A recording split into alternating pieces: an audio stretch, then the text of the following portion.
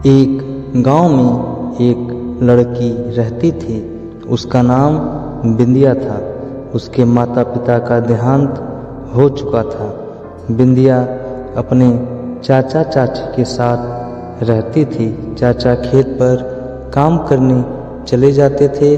चाची दिन भर छोटी सी बच्ची से काम करवाती थी। बिंदिया का बहुत मन था पढ़ने का, लेकिन उसके चाचा चाची उसे पढ़ाना नहीं चाहते थे कि कहीं वह पढ़ लिख कर वह कहीं चली न जाए। उन्हें मुफ्त की नौकरानी मिल गई थी। एक दिन बिंदिया घर का काम निपटाकर घर के बाहर खेलते बच्चों को देख रही थी। तभी बच्चे उसे साथ में खेलने के लिए बोलने लगे। बिंदिया, नहीं, मेरी चाची मुझे बहुत मारेगी, अभी वो सो रही है, इसलिए मैं यहाँ बैठी हूँ। बिंदिया उदास बैठी थी। तभी गांव के सरपंच की पत्नी राधा वहाँ से गुजरी। राधा बिंदिया के माता पिता को अच्छे से जानती थी। राधा, बेटी, इतनी उदास क्यों बैठी हो? क्या बात है? तबीयत ठीक नहीं है क्या? बिंदिया, नहीं चाची, सब ठीक है, आप जाओ, मगर चाची ने आपसे बात करते देख लिया तो बहुत मारेगी। राधा, बेटी, मैं किसी से नहीं डरती हूँ, चिंता मत कर, बता क्या बात है? बिंदिया राधा चाची को सारी बात बता देती है। अगले दिन गांव में पंचायत बैठती है और बिंदिया के परिवार को बुलाया जाता है। सरपंच, क्यों रे बद्री, तुझे और तेरी बेबी को शर्म नहीं आती इतनी छोटी सी अनार बच्ची पर जुल्म करते हुए?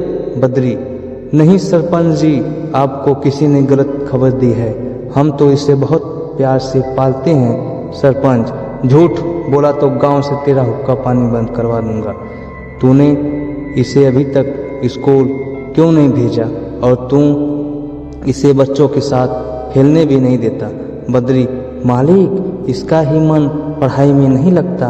सरपंच, झूठ बोल रहा है, आज से पंचायत फैसला करती है कि तुझे पूरे गांव में कोई भी सहारा नहीं देगा, कोई तुम्हें सामान नहीं बेचेगा, कोई भी इनके परिवार से मतलब रखेगा तो उसका भी हुक्का पानी बंद समझो। गांव वाला, वो तो ठीक है, लेकिन अब इस बच्ची का क्या होगा? ये तो और जुल्म करेगा इस पर। सरपंच, हमने फैसला किया है, इसे मेरी पत्नी राधा पालेगी, यह हमारे घर में रहेगी और स्कूल जाएगी। पूरी पंचायत में यह सुनकर तालियां बजने लगती है।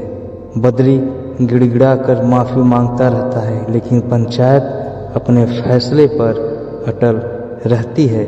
उसी दिन राधा आकर बिंदिया को ले जाती है।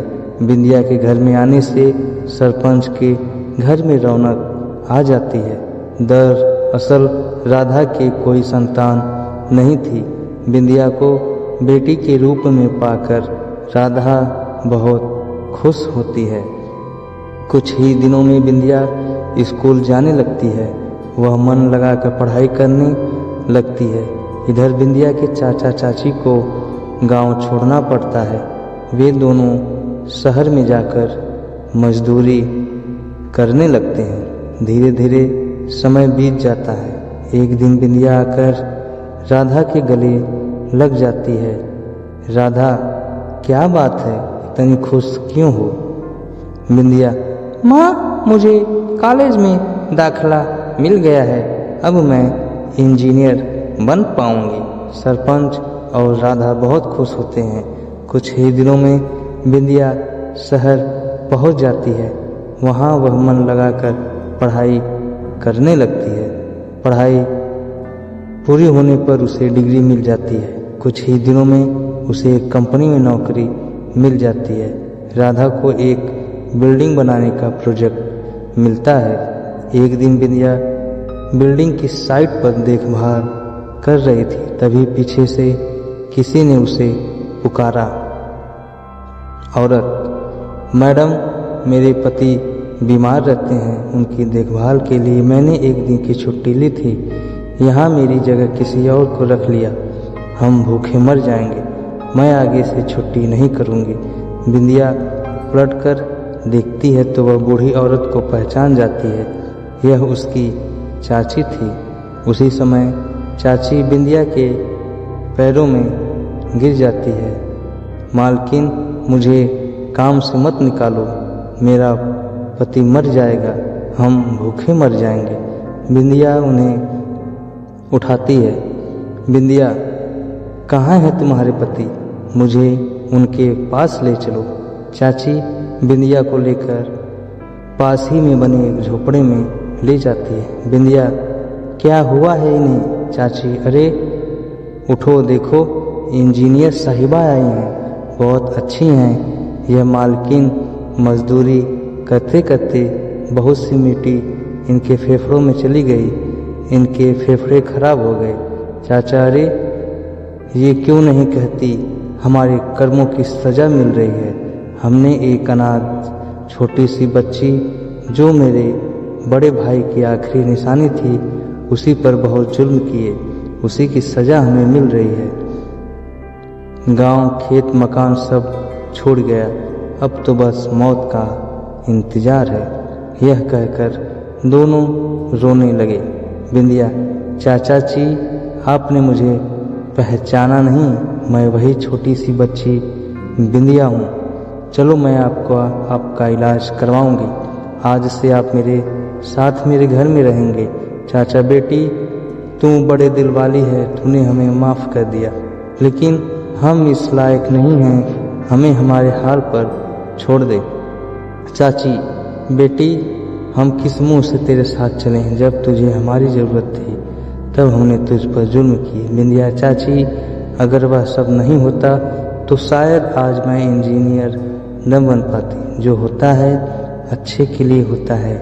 बिंदिया उन्हें अपने साथ अपने घर ले गई, चाचा का इलाज करवाया। फिर एक दिन दोनों को लेकर बिंदिया गांव पहुंची। सरपंच, अरे बेटी ये बद्री तुझे कहाँ मिल गया?